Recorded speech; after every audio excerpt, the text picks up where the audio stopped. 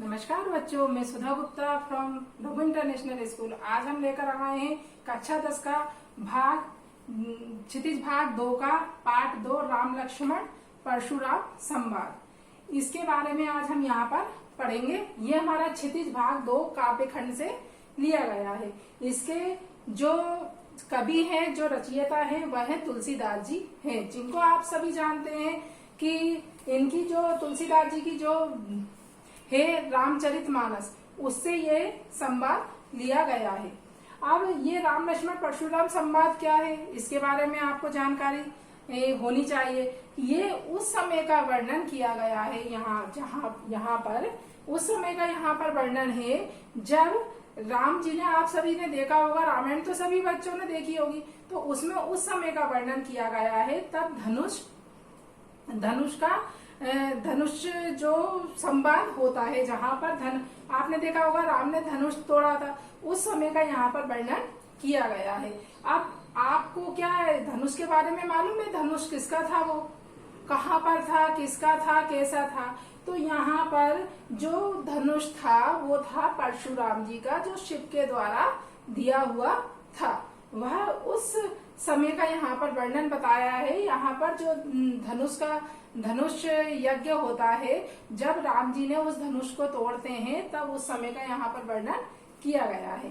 तो अब इसमें सबसे पहले जो है हमारे पास जो संवाद है, प्रथम जो हमारी पास जो दी गई है, वह दी गई है हमारे रामचरितमानस से लिया गया है ये संवाद। रामचरितमानस की भाषा कौन सी है? रामचरितमानस की जो भाषा है, जिस भाषा में लिखा गया है, वह है अवधी भाषा में रामचरितमानस लिखा गया है। और तुलसीदास जी की यहाँ पर कुछ रचनाएं और लिखी हैं मेरे द्वारा, उनको भी आप देख लीजिए। कवितावली, गीतावली, दोहावली, विनय पत्रिका आदि।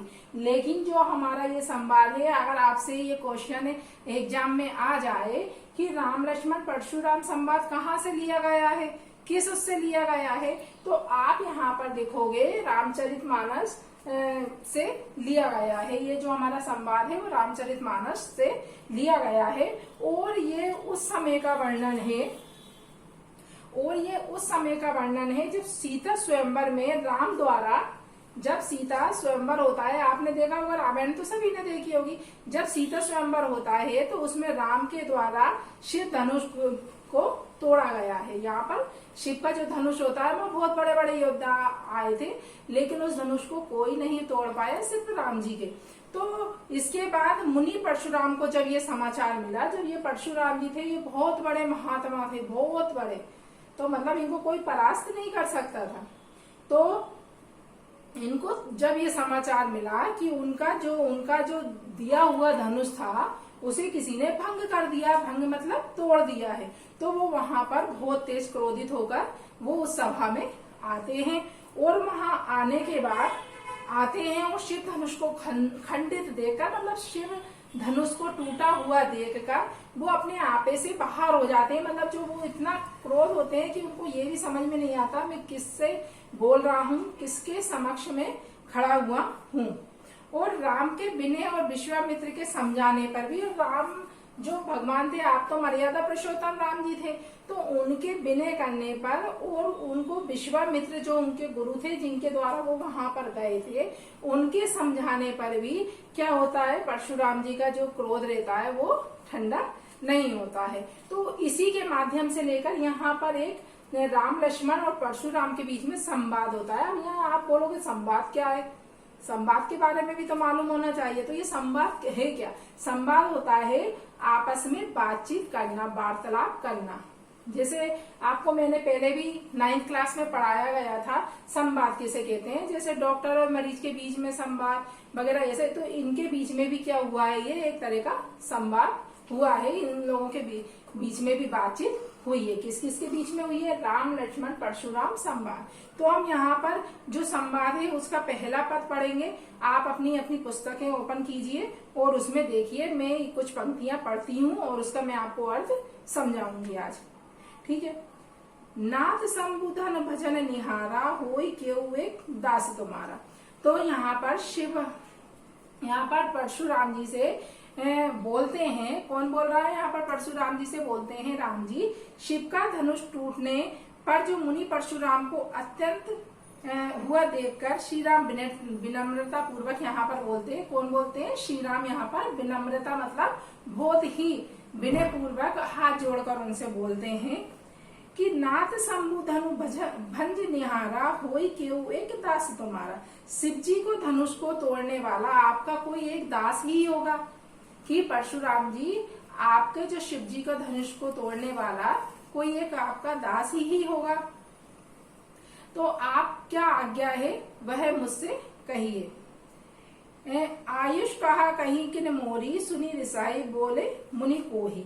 तो लेकिन बाकी ये शब्द जब परशुराम जी ने सुने तो वो क्रोधित होकर बोले, क्रोधित होकर मुनि बोले कि हे कि बोले सेवक वह होता है, मतलब जो परशुराम जी राम जी से बोलते हैं सेवक वो होता है जो सेवा का काम करे, मतलब सेवक वो होता है जो सेवा का काम करे, शत्रु का काम करके तो लड़ाई करनी चाहिए। अगर आप तुम सेवक होते, जैसे राम जी ने कहा कि हे परशुराम जी इस सब शिव धनुष को उसी ने तोड़ा होगा जो आपका सेवक होगा, लेकिन यहाँ पर क्रोधित होकर परशुराम जी उनसे बोलते हैं राम जी से कि सेवक वही होता है जो एक सेवा का कार्य करे, ना कि शत्रु का काम करे। यहाँ पर तो आपने क्या करा, शत्रु का काम क्या होता है, लड़ाई करना। सेवकु सो जो करे सेवकाई अब अरि करनी करी करई लड़ाई। और यहाँ पर हे राम सुनो, जिसने शिव जी के धनुष को तोड़ा है वह मेरा शत्रु है, वह इस समाज को छोड़कर अलग हो जाए। मतलब वो जो सभा में सारे तरह के क्षत्रिय लोग ही बैठे हुए थे, तो उन्होंने ये कहा कि जिसने भी मेरे शिव धनुष को भंग किया है वो इस सभा से अलग हो जाए, इस समाज से अलग हो जाए। सो बिल कऊ बिहाई समाजा ना तार मारे जेही सब राजा। सुनी पुनी बचन लखन मुस्काने बोले परशु धरई अब काने। तो मारे जाएंगे। अरे ये सुनकर परशुराम क्रोधित होकर बोले, अरे राजपूत तुझे कोई होश नहीं है, ये संसार सारा किसके ऊपर टिका है, शिव जी के धनुष के ऊपर टिका हो, लेकिन तुझे ये होश नहीं है कि तूने यहाँ पर किसका धनुष तोड़ा है, तुझे ये मालूम नहीं है। यही धनु पर ममता के ही हेतु सुनी रिसाई के भृंगु कुल केतु। मुनि के वचन सुनकर लक्ष्मण मुस्कुराने लगे। क्या करने लगे, लक्ष्मण मुस्कुराने लगे और परशुराम को अपमान करते हुए बोले, हे गोसाई हमने लड़कपन में बहुत ही धनुष तोड़े हैं। हमने क्या करा, जो बचपन काल में आपने देखा होगा सभी लोग धनुष से खेलते रहते हैं। तो लक्ष्मण यहाँ पर बोलते हैं, राम जी तो कुछ सीधे साधे थे, उन्होंने तो विनय करी, लेकिन यहाँ लक्ष्मण ने उनकी अवज्ञा करते हुए उन्होंने उनसे एक छोटी सी ठिठोली कर ली। ठिठोली मतलब एक मजाक टाइप बोला उन्होंने कि हे परशुराम जी आप इतने क्रोधित क्यों हो रहे हो, हमने तो बचपन में ऐसे बहुत सारे धनुषों से खेला है, हम तो ऐसे बहुत सारे धनुष से खेले हुए हैं। हे गोसाई हमने लड़कपन में बहुत धनुष तोड़े हैं, पर आपने ऐसा गुस्सा कभी नहीं करा, और हमने जब बचपन काल में ऐसे धनुष तोड़े हैं तो आप तो वहां पर आके हमसे कभी ऐसे गुस्सा हुए ही नहीं है। तो फिर आपको इस धनुष पर इतनी ममता क्यों है, आपको इस धनुष के तोड़ने पर आपके अंदर इतनी ममता क्यों मर रही है। रे नृप्रभाला काल वश बोला तोई न समार धनो सम त्रिपुरारी धरी विधि सकल संसार। अरे राजपुत्र तुझे कोई होश नहीं है, ये संसार, ये वो बोलते हैं यहाँ पर परशुराम जी लक्ष्मण जी से, हे राजपुत्र तुझे यहाँ पर कोई वो नहीं है, तुझे कोई डर नहीं है। ये जो सारा संसार है वो किसके ऊपर टिका हुआ है, धनो राम त्रिपुरारी धनु विदित सकल संसार। यहाँ पर त्रिपुरारी धनु मतलब यहाँ पर है शिव जी का धनुष, विदित सकल संसार। और यहाँ पर जो भी पूरा संसार किसके ऊपर टिका हुआ है, यहाँ पर पूरा संसार टिका हुआ है शिव जी के धनुष के ऊपर। तो इस तरह से उनके आपस में ये एक संवाद होता है, पहले राम जी से होता है फिर लक्ष्मण जी से होता है। तो इस तरह से उनके अंदर क्या होता रहता है, उनके अंदर एक तरह संवाद चलता रहता है उन लोगों के बीच में।